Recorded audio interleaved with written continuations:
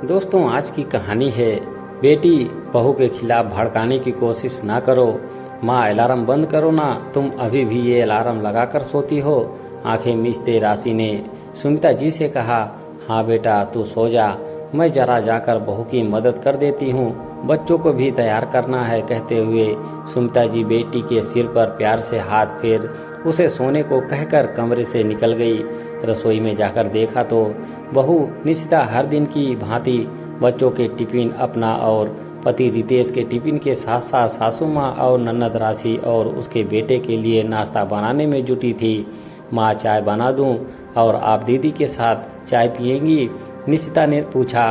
बहू, वो तो सो रही है, हम दोनों की बना लो। और बताओ क्या बना रही हो, मैं भी मदद कर दूं? सुमिता जी ने पूछा।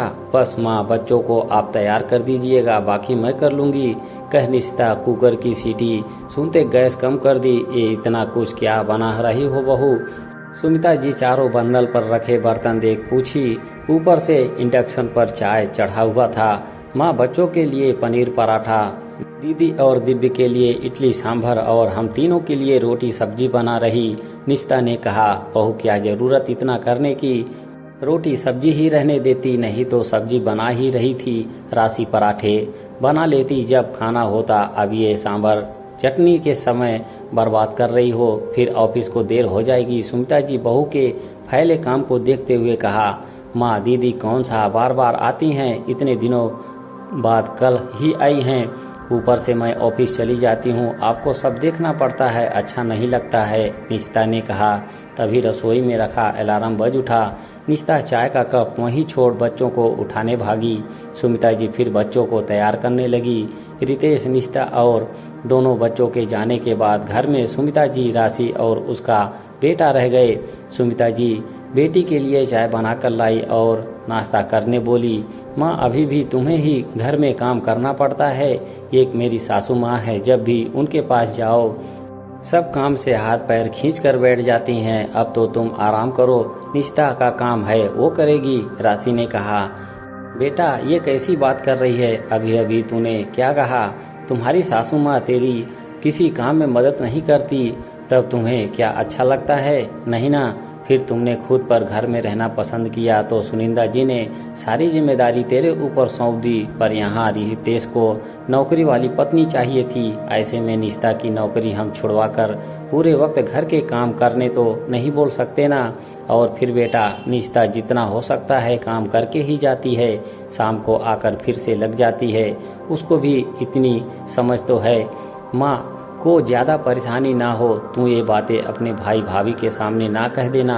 सुमिता जी राशि से बोली, ये सही है तुम्हारा, तुम्हारे लिए ही बोल रही थी, पर तुम मुझे ही लेक्चर देने लगी, चलो नहीं बोलूँगी तुम्हें कुछ भी। राशि को माँ की बात बुरी लग गई।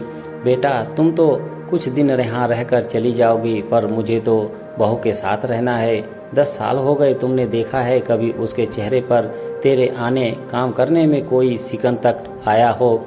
एक तू है जरा सा, तेरी ननद या सास ससुर आने वाले होते हैं तो तू फोन करके रोना शुरू कर देती है, वो तेरी मदद नहीं करते, ये देख तेरी त्योरियां चढ़ी रहती, फिर भी तू ऐसे बोल रही है। निशिता आज तक बिना किसी शिकायत के सब काम इसीलिए कर पाती क्योंकि उसकी सास उसकी मदद को तैयार खड़ी रहती है, और तू जब भी आती है तेरी भाभी दीदी दीदी तू कर कर पूछ कर तेरी पसंद का खाना खिलाने से ना चूकती, फिर भी तेरे मन में ऐसे ख्याल, ये सही नहीं है बेटा। मैं तो यही कहूँगी जब तू ससुराल जाए मदद किया कर, और जब वो तेरे पास आए जहाँ जरूरत लगे उनसे मदद की मांग कर।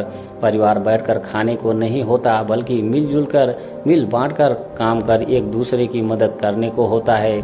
उम्मीद करता हूँ मेरी बात समझ रही होगी, कह सुमिता जी दिव्य और राशि को इडली सांभर परोस दी। राशि अपनी पसंद का नाश्ता देख पहले तो आश्चर्य, फिर बोली, ये किसने बनाया माँ? ये सब निशिता सुबह उठकर बना गई, मैंने कहा भी इतना कुछ करने की क्या जरूरत थी? तो बोली, दीदी और दिव्य को पसंद है ना, फिर वो कौन सा यहाँ ज़्यादा आते। सुमिता जी ने कहा, वाह, निशिता ने इतना सोचा, और तुम्हारी प्लेट? राशि ने पूछा। हाँ, ला रही हूँ, वो मेरे लिए रोटी सब्जी बना गई है, मुझे इडली पसंद नहीं है, ये जानती है वो। सुमिता जी ने कहा। राशि आश्चर्य करने लगी। सुबह सुबह सबकी पसंद का नाश्ता बनाकर तैयार होकर ऑफिस जाना ये आसान तो नहीं। शायद तभी माँ मदद करने उठा करती हैं, नहीं तो किसी के आने पर सब माँ को ही देखना पड़ता। अब उसे माँ का सुबह उठकर निशिता की मदद करना अखरेगा नहीं। जितने दिन वो यहाँ रहेगी रसोई में निशिता की मदद कर माँ को थोड़ा आराम दे सकती है। ये सोच वो माँ का हाथ पकड़कर बोली, सच में माँ तुम्हारी जैसी सास हो तो किसी बहू को ससुराल कभी अखरेगा नहीं। सुमिता जी बस मुस्कुरा दी।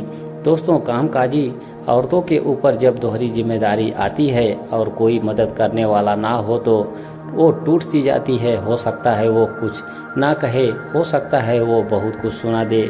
मेरे ख्याल से ऐसी परिस्थितियों में परिवार के रहने वाले सब सदस्य को एक दूसरे की मदद करनी चाहिए, ना कि भड़काना चाहिए।